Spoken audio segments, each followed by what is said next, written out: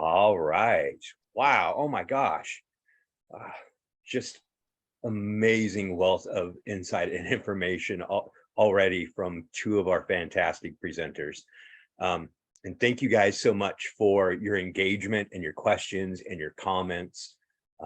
That's just fantastic. And Phyllis, thank you for being open and honest and sharing like that. And I'm pretty confident that most of us totally know and understand where you're coming from, and are right there with you, trying to figure that situation out and kind of wade through it. So I appreciate you sharing that with us, and definitely agree with Rabbi's comments and helpful tips. Next, we have the co-founder and executive director of Tikkun Olam Farm Sanctuary, a forever home for abused, abandoned, neglected, and unwanted animals. She's vegan and has spent over 2 decades as an animal rights activist, and she obtained her graduate degree in Holocaust and genocide studies with a focus on psychology of perpetrators, victims, and bystanders.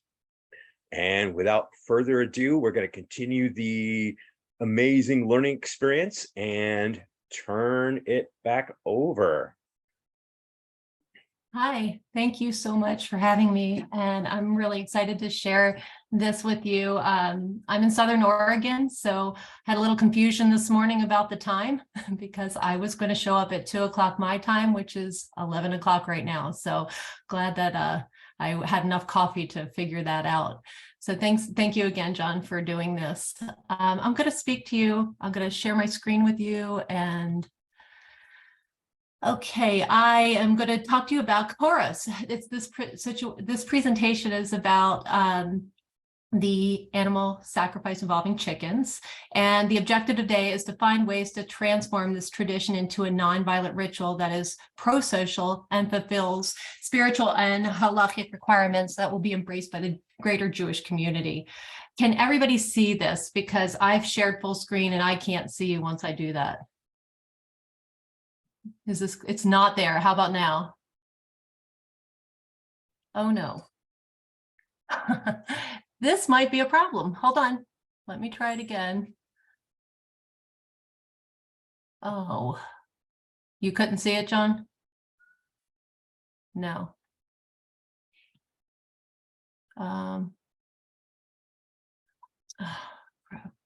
Well, this isn't good. I don't know why. I just got a new computer and we checked it yesterday to make sure it would work, and I'm concerned that it's not.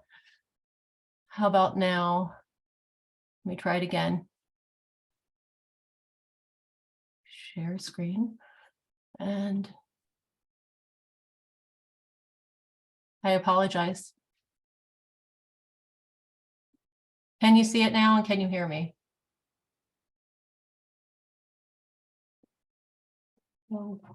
I can hear. You can hear me? Yeah. But you can't see my presentation. Can't see the shared screen now. And just double check, you are indeed, according to Zoom anyways, a co-host. So okay, I'm sharing the screen and I don't know why it's not working. Let me try it one more time. How about now? Yay. I have no idea why it was doing that, but we got it. So thank you for your patience. Okay, so let me get back to this.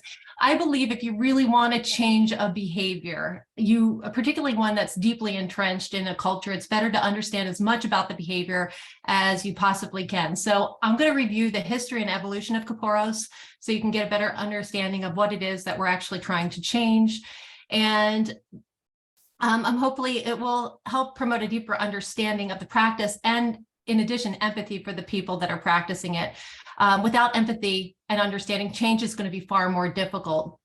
In addition to examining the history and the deeper aspects of the ritual, it's going to help us recognize the challenges and identify the opportunities that are available to us to help recreate a nonviolent and meaningful transformative ritual.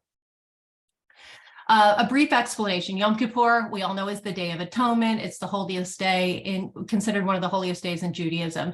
And leading up to that time is the time for introspection and self-reflection on the past year's transgressions. And it's also an opportunity for us to seek forgiveness. And kaporos, which means atonement or to make void, is a ritual that's performed by a very small group of Orthodox Jews, and they believe through prayer and slaughter that their sins can be, for lack of a better word, transferred to the chicken. This ritual is not mentioned in Torah or Talmud, and it seems to date from medieval times. And virtually all ancient sources recognize this practice was originally designed to mimic the Azazel ceremony that is spoken about in Leviticus. The Jewish story of Azazel is that Azazel was a demon or Satan, and the Azazel ceremony involves two male goats. Lots are drawn, and one goat would be sacrificed for the Lord, and the other goat was for Azazel. And the high priest would place his hands on the goat's head, symbolically transferring the sins of the Jewish people, and then he would send him off into the wilderness, or he would be thrown from a cliff, hence the term scapegoat. The goat was considered a bribe or a distraction to Satan to keep him from accusing Jews for their misdeeds during the past year, and to distract him from interfering with God passing favorable judgment onto righteous Jews. So Kapporos can be viewed as a reenactment of the Azazel ceremony. In addition, the use of grains for Kapporos was discussed in the Mishnah and Gemara, and the oral tradition of rabbinical discussions, the oral traditions of rabbinical discussion, there's similar practice done in the 3rd century where they use baskets of peas and beans. There's also one where there's a wreath where you sprout grains, and it can be thrown into, you circle it around the person's head 7 times, and then it's thrown into the water. And it's thrown into the water because it's where they believe demons dwelled. So it's a holdover from Egyptian pagan practice. And it was considered to be a bribe for the demon. Today, according to halakha, potted plant is still considered kosher to use for kapporos, which I always find so interesting that people don't know that because no one does it. Another practice that's mentioned in the Babylonian Talmud was that the custom of kapporos was to toss the entrails of a sacrificed rooster onto the roof of a house because people believed that the roof was another dwelling place for demons. There's a theme here: demons on the roof, demons in the water. And if you look at ancient Egyptian times, gargoyles were some of the first ones that were ever created, are found on Egyptian architecture, and it was to protect from evil spirits and, I guess, essentially roof demons. So that gives you a little bit of an idea of where it can come. But since kapporos is specifically not mentioned in Torah or Talmud, and because of its association with Egyptian religious practices, it has a controversial history, and many Jewish sages actually oppose this ritual, including these guys. The Rashba and the Ramban considered kapporos to be darkei ha'amore, which is a pagan superstition, and that waving a chicken over someone's head should be forbidden. Yosef Carroll didn't go quite as far as to call the ritual darkei ha'amore, but he did say it was a foolish ritual and it should be abolished. What I find interesting is that Yosef Carroll is, his writings on Jewish law, the Shulchan Aruch, is still considered one of the most influential and authoritative works by Orthodox Jews worldwide, yet his opinion on kapporos is largely ignored by the exact same communities. The thing about kapporos, again, I want to just rehash it, it's not in the Torah or the Talmud, therefore it is part of it's not Jewish law, but rather a minhag. So once a rabbi codifies such a tradition, it becomes universally adopted and it takes on the weight of Jewish law. So there can be variation in how the minhag is performed, but that it should be performed is without question. And this is what we're up against. This ritual by the Orthodox community that is doing it must be performed. We're not going to stop the ritual. So let's keep going with that. What we've learned so far is that kapporos has been around in some form for thousands of years. It mimics the Azazel ceremony and Egyptian pagan practices. It's not in the Torah or Talmud, and it's a custom, not a law. Kapporos with chickens is a more recent development. They originally, there were sheep and calves that were used, but the rabbis have deemed that this isn't something that they want to be used because they look like animals that were used in temple sacrifice. And so we switched over to chickens, and since they weren't a species that were used for sacrifice, they're also less expensive, which could have been a factor. And in addition, Aramaic of the time, gever, means both man and rooster. So a chicken seen as a substitute for the man, we take a gever for a gever. And that is how the chicken has kind of inserted itself into this ritual. Who used to perform Kapporos also has varied. Children originally were the ones that did this ritual. It was, you could have, in some communities it was all children, some it was just boy children, and then it transitioned into just the patriarch of the family doing this ritual.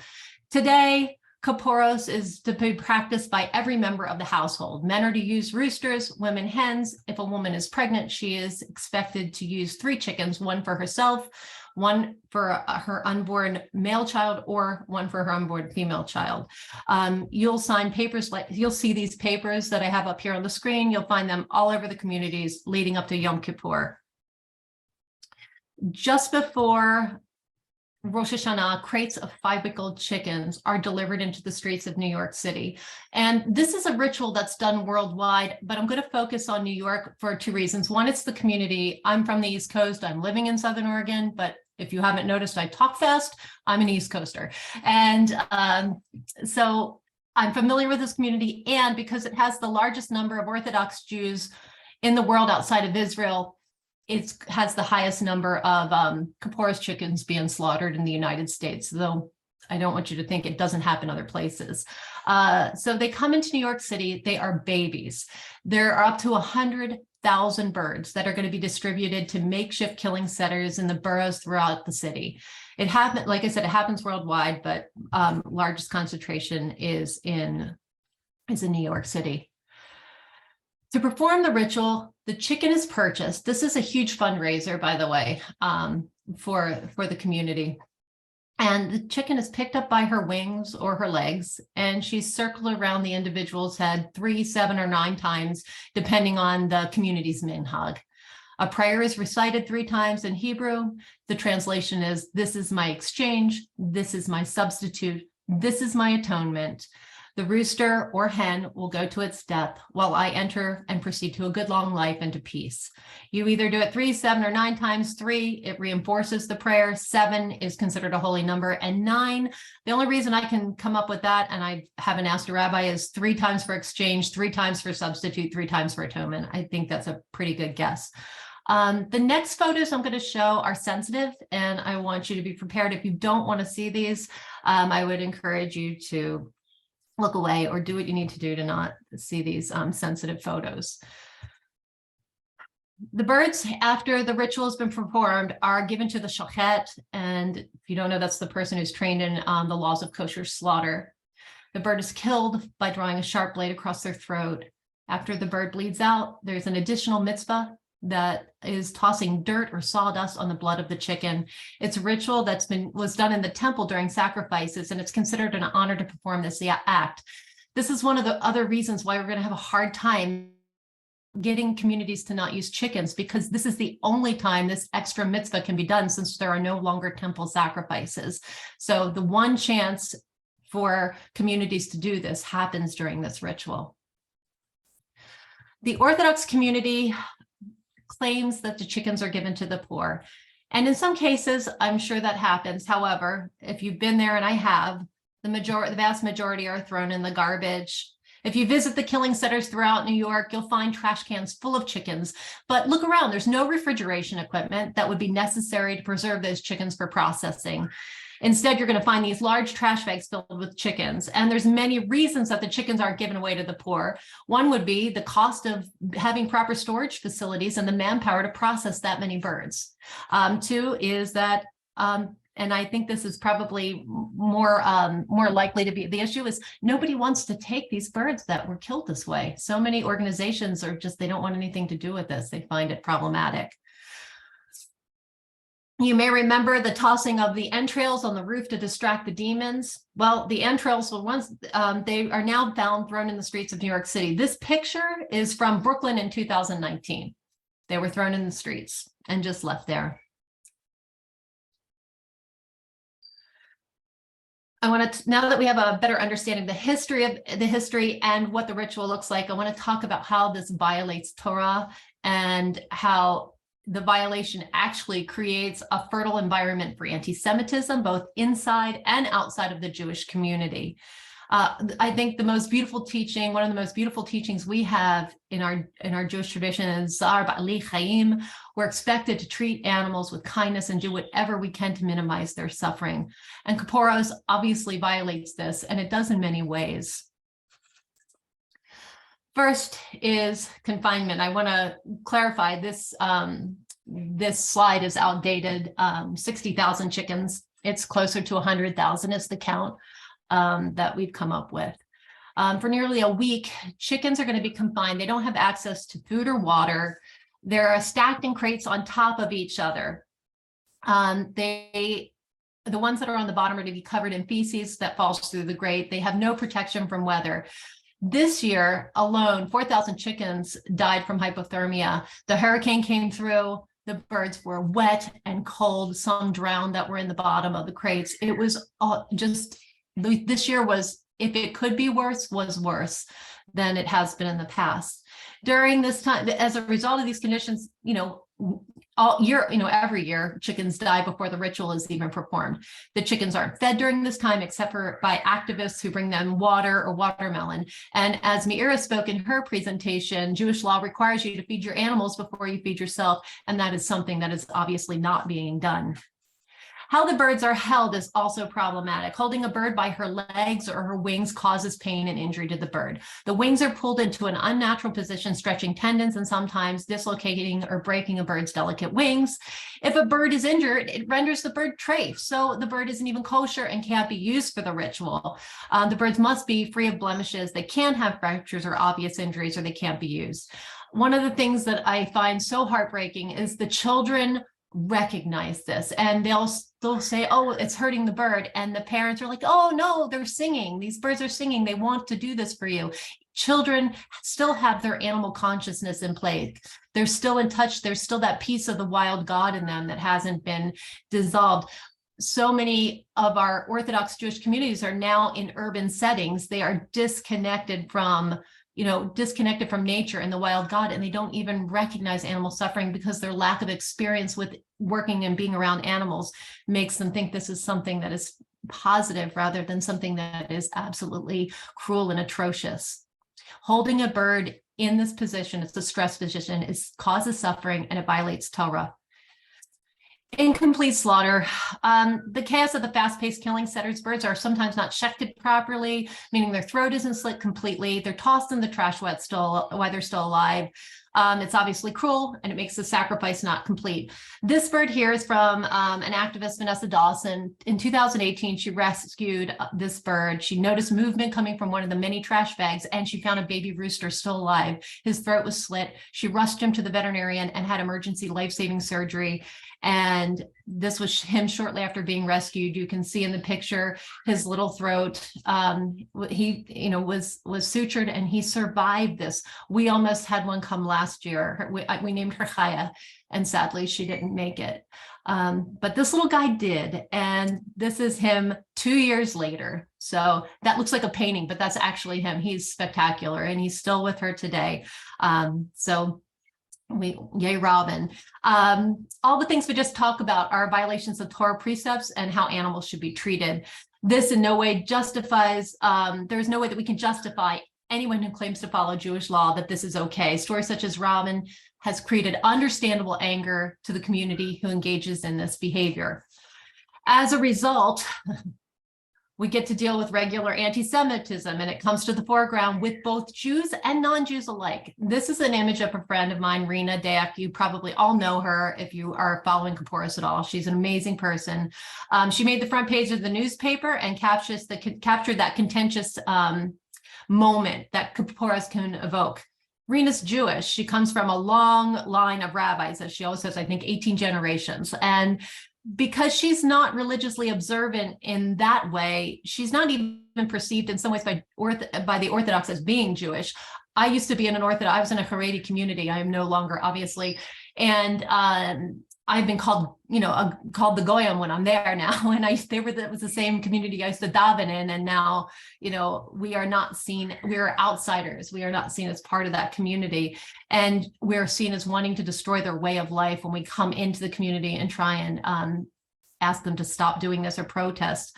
On the other side, The Jews who are not religious are trying to distance themselves from Jews who participate in this ritual. They want to be sure everyone knows that they're not like them, that othering that happens with different types of Jews, observant Jews, non-observant Jews, liberal, atheists, it creates this distinct us-them paradigm, and it hurts our community as a whole while failing to address the Kapporos issue and greater issues of anti-Semitism. Protests are common during Kapporos. Activists have been holding these vigils for many years. Protests can be peaceful like this one, and there can be dialogue, but unfortunately, they often quickly turn into shouting and hateful rhetoric. The protest on the left took about 30 seconds before yelling started, and they started invoking Hitler. These interactions obviously are not going to promote change. They are going to cause an insular community to remain even more insular. They feel persecuted for their religious practice, and these interactions continue to enforce that belief. I ask you to take a moment. As Jews, we easily can fall into this. I do this presentation sometimes with non-Jews, but imagine what it feels like belonging to this insular group who has been persecuted, one of the most persecuted religious minorities ever. And, when you're obviously a religious Jew, you are more prone to this. And imagine that there's people from the outside that are telling you something that you've been doing as long as you can remember and consider holy is immoral and wrong. Throw in a little hate speech and a little shouting, and you have successfully triggered a trauma response in a group that has deep intergenerational trauma. This doesn't excuse the behavior, but I believe if we are able to truly empathize with their experience, we can work from a place of compassion, which is the best place to come from. Health codes. So this is, I would like to talk about this from, Dina Malchus Dina. We are required to follow the laws of the land that we live in as Jews. If there are laws or rules, that's what we're supposed to do. And New York City has failed to enforce its own health and safety codes and animal cruelty laws because it's been determined that such enforcement infringes on the rights of the religious group. Activist groups from New York and California have attempted several legal challenges and they've lost. Sadly, this also fuels anti-Semitism, and the reason given by Kapporos activists why courts have found in favor of Orthodox Jews is because they are a powerful voting bloc. This may or may not have bearing on the legal outcome. They are a powerful voting bloc. However, when you invoke this anti-Semitic trope, and it's heard loudly by the community, I am absolutely in support of using the legal system to make changes to the Kapporos ritual, but we all must be careful not to fall into old anti-Semitic tropes, such as Jews run the country and Jews have the power. It's problematic. We have to be mindful of this. From a Jewish point of view, I would call this also the violation of local ordinance, a Hilul Hashem. When non-Jews look out there and they see blood and feces, feathers, entrails all over the streets, it smells horrible. If you've ever been there, it's horrific. Chickens are dying in crates, starvation, exposure to weather, and the legal system is failing to uphold its own laws. People become resentful of the Jewish community. And as a result, this behavior impacts all Jews, not just Orthodox Jews. And Rabbi Gershon, who wrote Kapporos Then and Now, says that just because we are allowed to do this doesn't mean we should, and you can't commit a sin to do a mitzvah. And we're committed, and anybody who's participating in Kapporos with chickens is committing a sin to do the mitzvah, in my humble opinion. So what can we do right now while this ritual is still happening and to create a non-violent, compassionate Kapporos ritual that doesn't cause harm to another living being? Well, what you might find surprising is that Jews who are not Orthodox are often unfamiliar with Kapporos. I have stopped being surprised when Jews tell me they have never heard of Kapporos. I was seeing my chiropractor this week and we were talking about this. He's Jewish. He lived in Israel. He's a fluent Hebrew speaker. He had never heard of Kapporos. He surprised me just a little. And it's not been part of their religious Jewish experience. The intention of the ritual is good, but the practice with chickens is bad. So I believe if we want to see the change, we need to practice it. You can do this with a potted plant. You can remember how they threw beans into the water and sprouted things into the water? It's an acceptable choice. Using money is also permitted and can be donated to charity. That's my preference, but whatever works for you. So we need to do it. And what I mean when I say we need to do it is these protests, the legal battles, rescuing chickens, it hasn't stopped Kaporos, and it's not going to stop Kaporos. What we need to do is work from within. And how we're going to do that is, if you're active in a Jewish community, talk to your rabbis about making Kaporos part of your high holiday rituals within your congregation. If we want to have a chance of the Orthodox communities listening to our request for a nonviolent and compassionate ritual, we need to be practicing this ritual, preferably with an already established ritual with accordance of Jewish law, like using coins instead of chickens. Those who perform the ritual get to define it. So let's define it with compassion. If you use money, you can consider donating it to farm sanctuaries or other organizations that rescue Kaporos chickens. If you aren't Jewish, if you are not involved in a synagogue or a Jewish community, consider adopting a Kaporos survivor. They're awesome. I will have my information after this, and I can connect you with people to help you adopt a chicken. Every year, dedicated activists work tirelessly to save as many birds as they can. We send them to private homes and sanctuaries throughout the United States. I organize the whole Pacific Northwest transport. We bring birds all the way across the country, and we distribute them throughout the Pacific Northwest to really good sanctuary homes. So my contact will be at the end. If you're interested in adopting one of these awesome birds, please consider that. They make great house chickens, by the way. If you live in a city where Kaporos is being done and you can do this, go out and work with these groups, and you can provide food and watermelon and water for these birds that are confined, to give them some compassion and some kindness. It's also an opportunity as Jews to demonstrate compassion. When they first started doing, when the Alliance started doing their original work around this, it was a lot of contention, a lot of protesting, and now they've switched their tactic over the last few years to engage with the chickens, and it creates a lot less defensiveness and opportunities for dialogue. And we need more Jews in these spaces to be able to do this work. I'm grateful for the non-Jews that do the work, but we need to be doing this work as well. These are organizations that you can consider donating to, particularly if you start doing Kaporos with money. All of these organizations, and I won't go into the politics of all of them, but every single one of these does something to work to end chickens as Kaporos. These are sanctuaries that are partnered with the Alliance to End Chickens as Kaporos. They have saved more chickens every year than any other group. And all these sanctuaries that are listed here are considered partners of the Alliance to End Chickens as Kaporos. Consider supporting our work. I can tell you that Tikkun Olam Farm Sanctuary, we have 6 generations of Kaporos survivors at our place. We share our lives with 40 birds. This is just quickly, this is we were at a Pride event. Every year we put our sanctuary in our local LGBTQ Pride event, and we don't not protest. We make sure people know this. Nobody has a clue what we're talking about, but it doesn't matter, because if you put it out there, you don't know what the ripples are going to do. It has power. So we go out and we have a huge Pride event, and a lot of our Jewish community comes together, and we dress up as chickens and we do this. And I know it's weird, but we do it anyway, and I think it's fun. And lastly, this on the left is Leora. She's a 2018 Kaporos survivor, and on the right is Jenga.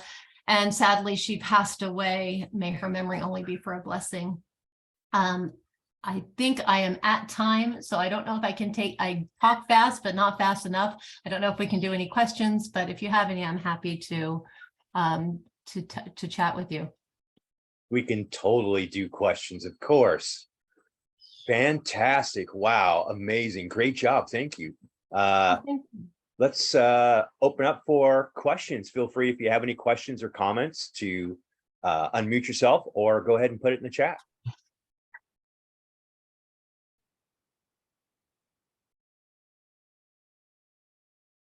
We got a comment. Thank you.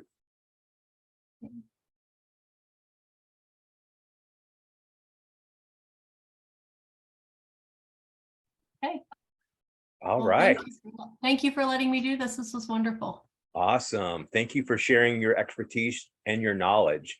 And I was so happy to see that photo that you worked that in the very end. I love that photo so much. That is amazing. I almost didn't put it in. I never use it in any of my slideshows. And I thought I'm among my people. I'm with my tribe. It felt safe. Yeah, Thank awesome. you. Gail, do you have a Yeah, question, comment? I guess I do. I know that I could visit Farm Sanctuary, and Rachel and I were in touch just recently about that. I didn't know about all of these Jewish-based sanctuaries, and it's such a joy to hear. Is there a list somewhere of where they're located? Well, let me clarify that the organizations, I believe John and I are the only ones that would be considered Jewish-based sanctuaries. The other ones are doing excellent work and taking, like Tamerlane has been doing, they have 8 generations of Kapora survivors. I admire their work so much. But if you're looking at specifically Jewish-based sanctuaries, I think we're probably the only 2 in the country. Would you agree, John? To my knowledge, unfortunately, yes. There may be some smaller rescues or sanctuaries that are, but currently the only ones I'm aware of are ourselves, holding down the East Coast, and you over there on the left coast. And it's also kind of interesting and funny that you are from the East Coast and moved out to the West Coast and started sanctuary, and I'm from the West Coast. What? I didn't know that. Oh yeah, you didn't know? I was born in Oregon. Oh my gosh, I had no idea where. Yeah. Now I know this isn't the time, but where? I technically Beaverton, but Okay. Portland. Yeah. So I lived in Oregon and Washington and then Alaska for a good chunk of my life. Oh wow. So and then I came out east and doing the same thing out here. So that's kind of cool and kind of funny and kind of neat. Yeah, it's the Bashert that we've met. It's really awesome. Right. Awesome. Well, we have a couple comments saying great presentation, learning a lot. I found this really enlightening. Thank you so much for all the information that you just provided for everybody. I was aware of Kaparos, but did not know the origins of the ritual or what other options existed. Wow. And it's worth it just for that. It was worth it just for that. There's a Jewish run rescue called Happy Hen. I know Happy Hen. I didn't know they were Jewish run. So, and Uncle Neil's. So this information is from just got this in the chat from one of our previous presenters with Tikva for Animals. I feel like she seems to really have her finger on the pulse of that. Maybe like we can get her to make some type of like list or something somewhere. Yeah, we should definitely chat, Mira. We should chat. Yeah, because I wasn't aware of either one of those. So I know Maya at Viva Sanctuary. She came from an Orthodox community. We've connected on that end. Just we've shared our experiences as Jews who have are off the derech and are running sanctuaries. Yeah. Maybe we all need to like connect. We could do Shabbat. That would be great. Oh, that would be so amazing. We could do a Zoom Shabbat with sanctuary people. That would be so awesome. Yeah. Oh yeah, that's right. We're doing a presentation. Sorry. Okay. That's Thank you. I'm going to mute myself now. By that awesomeness. Okay. Fantastic, everyone. All right. So next, we have another amazing presenter to continue this wealth of knowledge. We have Jeffrey. Jeffrey is the executive director of Jewish Veg, the Jewish voice of the plant-based movement. Jeffrey became a vegetarian in 2007 and a vegan in 2011 after studying what the Torah instructs us about our dietary choices. An experienced public speaker, he worked in print and broadcast journalism for 18 years before starting a second career in Jewish communal service. Jeffrey was the director of community relations for the Jewish Federation of Greater Pittsburgh from 2005 to 2012, and then took the helm of Jewish Veg. All right. All right, John. Thank you so Welcome, much Jeffrey. for the introduction and getting this group together. Great to see Gail and Smooth and Melissa and Rabbi Jonathan and everyone is here. So thank you so much. I do need to leave after this because I told John at the outset, our staff meeting is going on and we have a new employee who's starting just, this is her first staff meeting, so I apologize for that. In terms of, there's like two things or two ideas I'd like to convey. The first is this, that as Jewish vegan activists, we tend to make our message about the intersection of Judaism and veganism too complicated. And it's very natural in a sense to make it complicated because, as we all know, Jewish law and Jewish theology is very complicated and even contradictory in many cases. And that's true on this issue too. But in a very authentic sense, it really does boil down to three ideas, which I'll put on the screen now. Okay, just a sec. All right, it's a symbol, it really is. When you're explaining it to people, a symbol is this. A plant-based diet is established as ideal. Right, we just saw that a couple weeks ago in the Torah, in Bereshit, Genesis 1:29. Second, which we just saw in Parshat Noah. Yes, we're permitted to eat meat, but it's described as a concession to our baser instincts, not as something God wanted people to do. And besides that is point 3, which I know Meir mentioned, Tsar Ba'alei Chayim, which is a Torah, is understood as a Torah mandate, not a rabbinic mandate, the full weight of a Torah mandate. And we all know that the practices in animal agriculture violate Tsar Ba'alei Chayim every way it can be violated. So it's, if you take any one of these 3 points, it's enough, right, to tell you that Judaism supports veganism. But you take all 3 of these ideas together, it's a pretty open and shut case, which is why no rabbi will debate us in public on these issues, and many top rabbis support Jewish Veg because they know what you see on your screen. All right. So bear with me a sec. Okay, stop share. So just one other thing I'd like to leave you with, and it's from this week's Torah portion, which really relates to the work we do.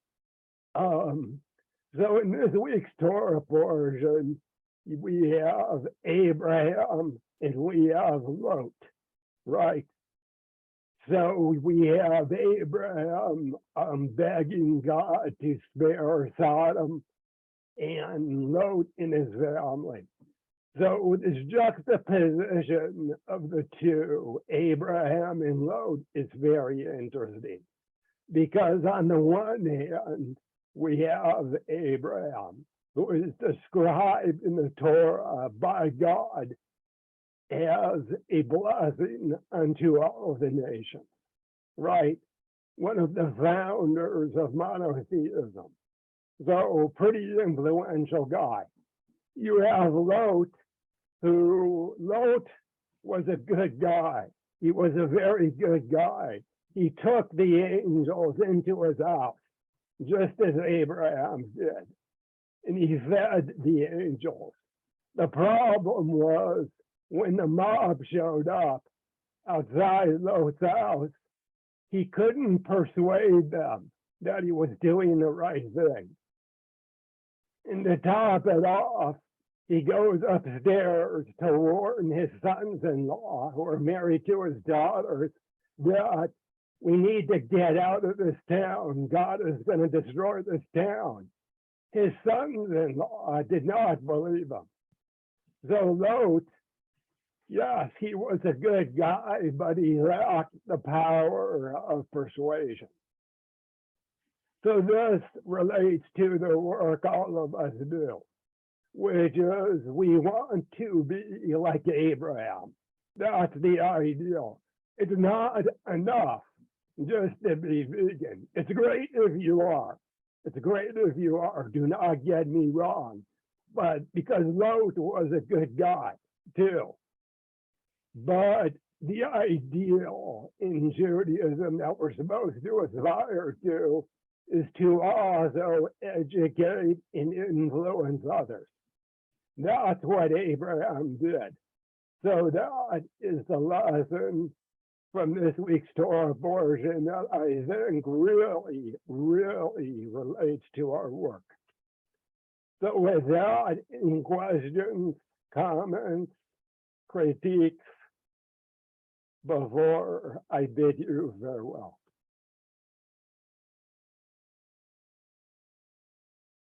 All right, I'm going to turn it over to the goat on my screen who is standing in for John. And thank you all for your attention and for the work you do and for your support for Jewish Veg. Thank you. All right. All right. Awesome. Thank you, Jeffrey. Wow. Fantastic. Any questions, comments?